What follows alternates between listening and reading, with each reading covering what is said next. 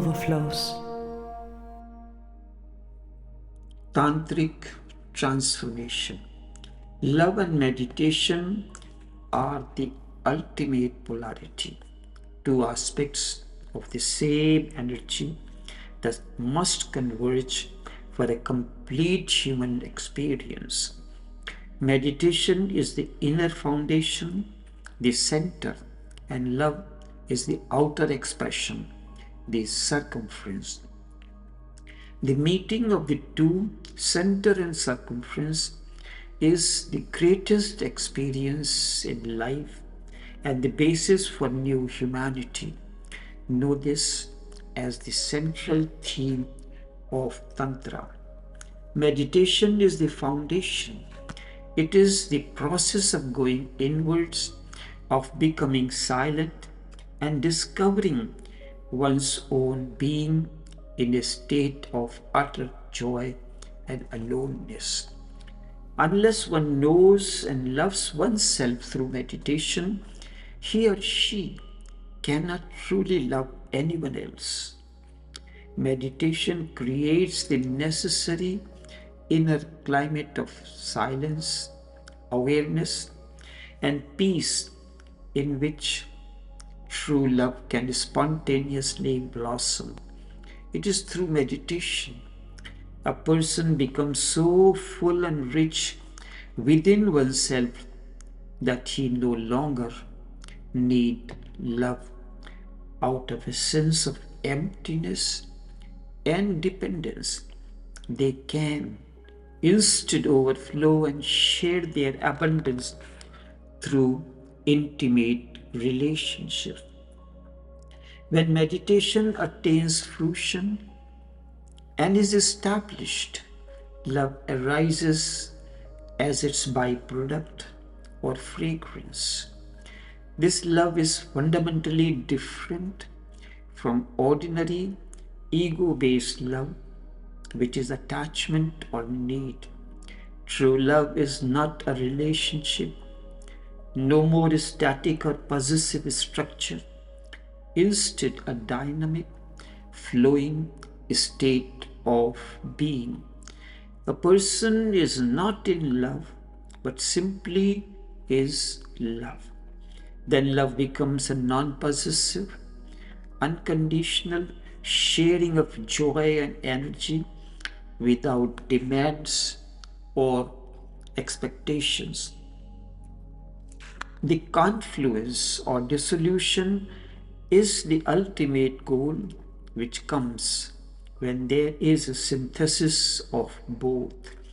Then love and meditation function like two wings of a bird to soar to infinite height. Both are essential for a spiritual flight. They nurture each other. Meditation makes love more conscious and free from chemistry. Meditation makes love more conscious and free from chemistry, while love makes meditation more alive and free from loneliness.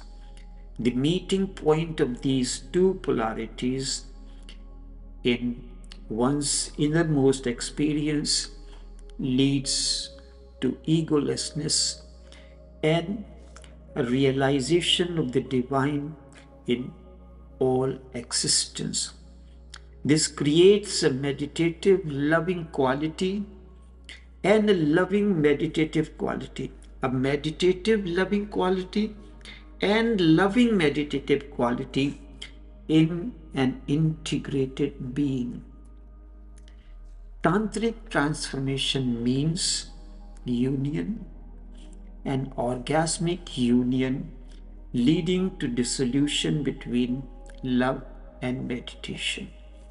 Love and meditation are two poles within each man and a woman. When love is in deep communion with meditation, the energy flow completes the circle and Tantra is born. At the confluence, where streams of love and meditation dissolve into each other to flow as a stream of bliss, a holy pilgrim emerges. Know that as Tantra. At the confluence where streams of love and meditation dissolve into each other to flow as a stream of bliss, a holy pilgrim emerges. Know that as Tantra. In essence, the secret is not hidden technique, but an existential experience that can only be attained through a deep, aware, and non-doing approach, where the individual self is utterly abundant and lost in the greater flow of existence. Tantra evolved and emerged as the science of spiritual transformation, not a religion that uses technique to elevate the biological energy of sex into a spiritual discipline. It is a science of how, not why, that transforms ordinary experience through techniques like those found in Vigyan Bhairav Tantra, transforming couples into soul mates. Tantra requires a transformation of the individual to be understood as it is an experience, not an intellectual concept. Tantra is a science, a scientific approach based on how to achieve transformation. Tantra differs from philosophy, which centers around why. Tantra uses sexual energy not merely for indulgence, but as a powerful spiritual discipline to transform the biological into the spiritual. As a science of liberation, Tantra aims for freedom from mind's constructs, religions, and all enforced disciplines to create a space for an organic inner order to arise. The inner state of the disciple is significant. Understanding Tantra is not an intellectual exercise. It requires a shift in the individual's being, characterized by a receptive, feminine attitude and innocence. Characterized by receptive, feminine attitude and innocence, Tantra focuses on technique and experience. Basically, Tantra relies on techniques such as observing the breath and gap between inhales and exhales, which are passed down from master to disciple and can only be truly understood through an experience. One of the ultimate goals is transformation of a romantic relationship into a union of soul mates achieved through this spiritual transformation. One of the ultimate goals is the transformation of a romantic relationship into a union of soul mates achieved through this spiritual transformation. Certainly, there is no specific structured alphabet of Tantra. Indeed, the term alphabet is a metaphor to describe sex as the basic, fundamental starting point or alphabet of a journey towards higher, more spiritual love and consciousness. Sex is the alphabet. Sex is the alphabet. Love is the poem. In this process, sex is the raw basic energy. We can metaphorically call sex as the bricks or alphabets that can be transformed into something more profound, like love or a composition of infinite love. Sex is the starting point for transformation. This human energy is typically centered at the sex center, and Tantra is the path that accepts this energy totally. And Tantra is the path that accepts this energy totally as the only starting point for movement upward towards higher consciousness.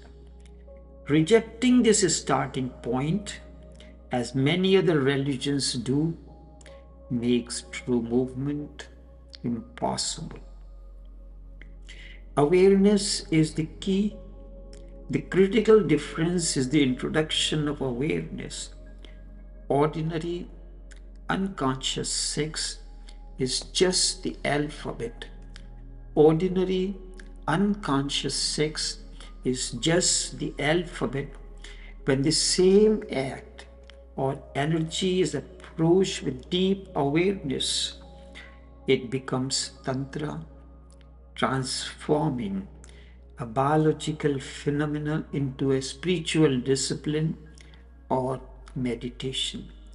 Just as learning the alphabet is the beginning and not the end of education, just as learning the alphabet is a beginning, not the end of education, so too, focusing on the physical aspects of sex is the very beginning of a tantric journey, but certainly not the ultimate goal. The ultimate goal is samadhi, the state of equanimity, the peak of meditation. A state of equanimity, the peace of meditation, a state of total awareness where the mind and all its contents are consumed by the witness, leaving a pure, blissful state of being, or a cosmic orgasm through the union of energies. The ultimate goal is samadhi, a state of equanimity, the peak of meditation, a state of total awareness where the mind and all its contents are consumed by the witness, leaving a pure, blissful state of being, a cosmic orgasm through the union of energies. Enough.